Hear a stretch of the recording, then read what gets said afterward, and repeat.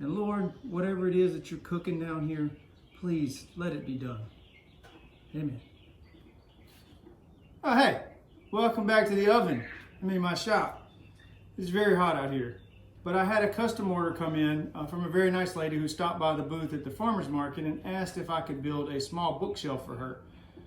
It's going at the end of her island in her kitchen with an open back so she can access a receptacle, but she wants to store all of her cookbooks on there, and I think that's a great idea.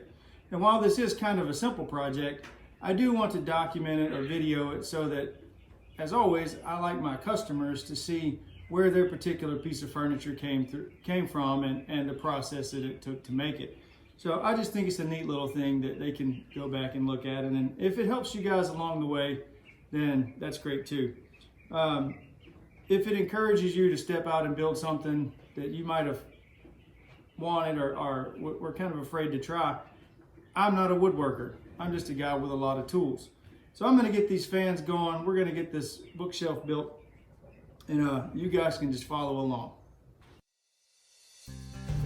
I'm using 3/4 inch pre-primed blonde wood plywood for this, and I cut my pieces to length with my little track saw. At the table saw, I ripped some shelves at 11 1/4 inches wide,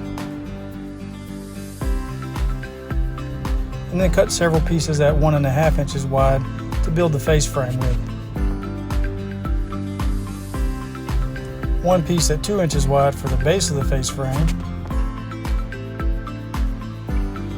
and finally the top at 12 1/2 inches wide.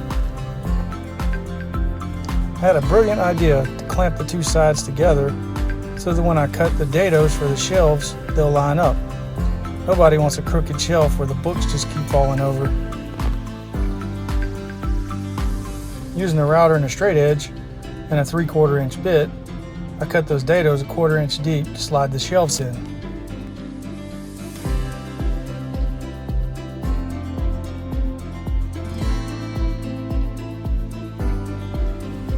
And like I said, brilliant. They lined up perfectly.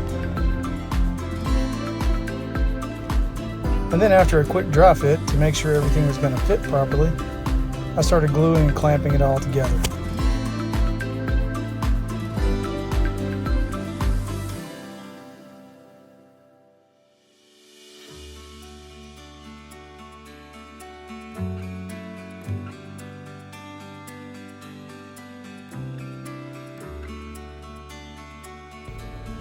If it don't fit, just hit it with a hammer and then clamp it in place. Square within a 1/64 of an inch. That's pretty good. I countersunk some holes using a piece of blue tape as a depth guide. Then drill pilot holes in the center to put screws in. This bookshelf's not going to have a back, and I thought screws would be stronger and help prevent any kind of racking. Cut some short pieces of dowel that's the same size as the countersunk holes, and then glued those in place.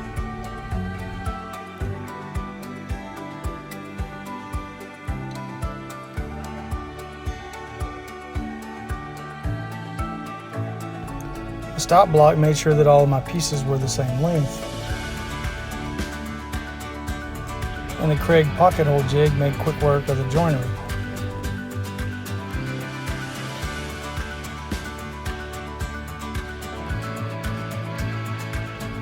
Assembling the face frame upside down made it easy access for the pocket hole screws.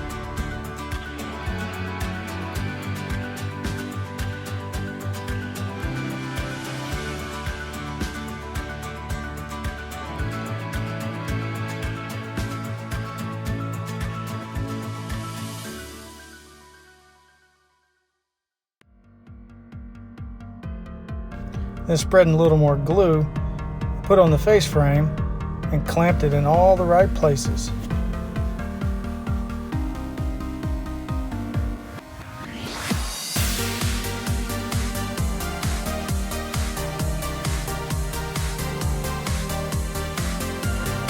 After the glue dried, took the clamps off, flipped it over, and flush cut all the dowels smooth with the edge of the plywood. Then gave the whole thing a quick sanding with a random orbital sander.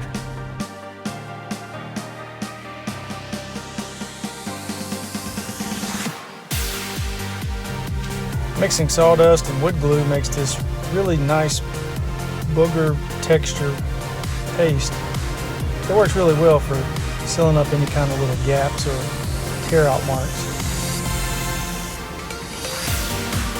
The customer is going to paint this piece to match her kitchen, so I just have to have everything smooth and paint ready. 1/4 inch round over on the top and the bottom of the front piece made a nice profile.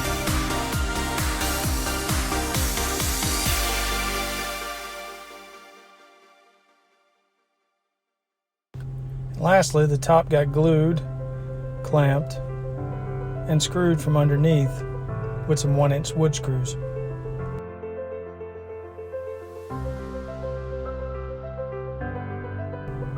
And then it was finished by breaking down the sharp edges with some 120 grit sandpaper.